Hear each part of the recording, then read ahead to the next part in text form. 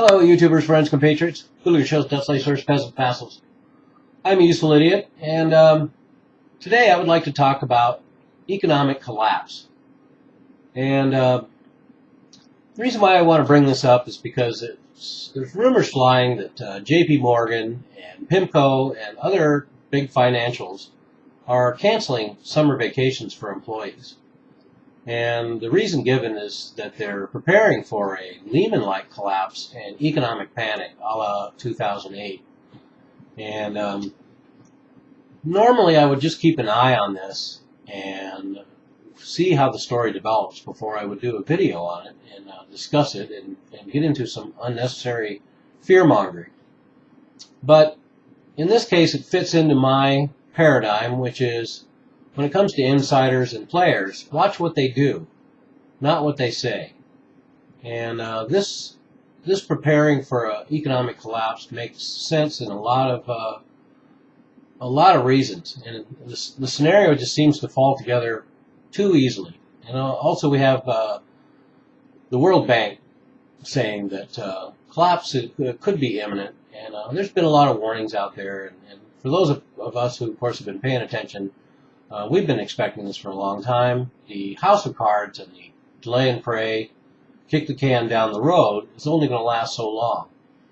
And you have all the central banks in the world and the governments trying to hold back this deflationary spiral with all these bubbles that have been created.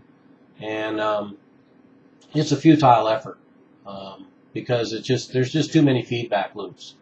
All the debt feeding on each other, all the credit default swaps, all the securities, all the bad real estate in the banks, balance sheets, broke governments, broke banks, broke consumers, foreclosures, job losses, more strain on government for social services, on and on and on. And so it's all unraveling. And there's not really much they can do to hold it back. I've been surprised that they've been able to hold this thing together for even the last 4 years. And but what really concerns me about this scenario is, first of all, the fact that we could have another major bank collapse very soon. And there's so many banks teetering that you could take your pick.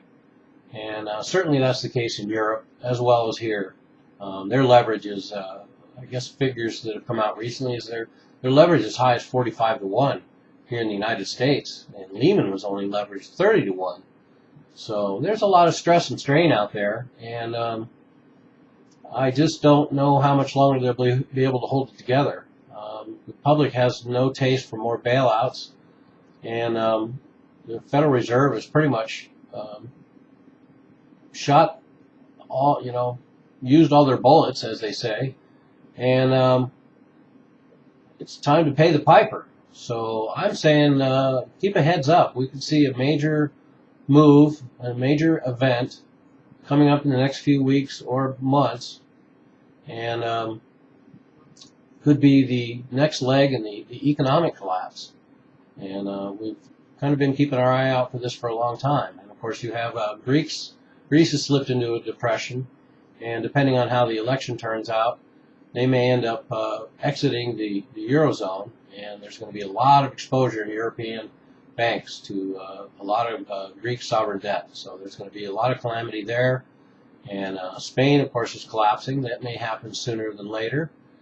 And they can't hold it together any longer, and there's not enough money in the eurozone to sustain them. And Ireland's lined up for another bailout. And so all the countries that have gotten bailouts will need more bailouts, and new countries will need new bailouts. And it just can't sustain. We have broke banks and broke governments bailing each other out. How long can that sustain? And now we have a global economic turndown. Growth is slowing on all the countries that the world was depending on. The American consumer, the Chinese export business, Germany, India, all slowing down. So we have a global slowdown. Revenue pools are going to dry up. So in a lot of ways, we have a perfect storm coming up, and I get a really bad feeling because so you have another bank collapse, you have ripples through the whole financial system, probably have several collapses. The eurozone is collapsing. We have potential wars in Iran and Syria. Oil prices, or at least gasoline prices, are very high. And, the economic leg down, more layoffs, more foreclosures, bank closings. The whole situation is just too crazy and volatile for my taste. And unfortunately, with all this chaos, it could be a pivotal point for the move into the much talked about, ballyhooed New World Order, which of course is a very old world order. But this chaos that could result from economic collapse and continuing wars could be the actual turning point to which the one world umbrella is instigated. I'm probably overstating the case, but it just seems odd to have this much chaos unleashed in the final months of the presidential campaign.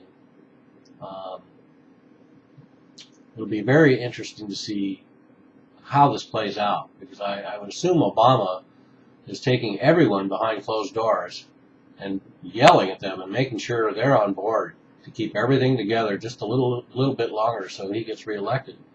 Because that's the other interesting quotient to me. If this scenario unfolds this way, it's pretty much Obama's out, and whoever is running against him is in. Unfortunately, it may be Mitt Romney, which leads me to believe that this might have been a deliberate move in order to take out Obama and get Mitt Romney in the White House, because that's how these people think and that's how they work. So something to consider.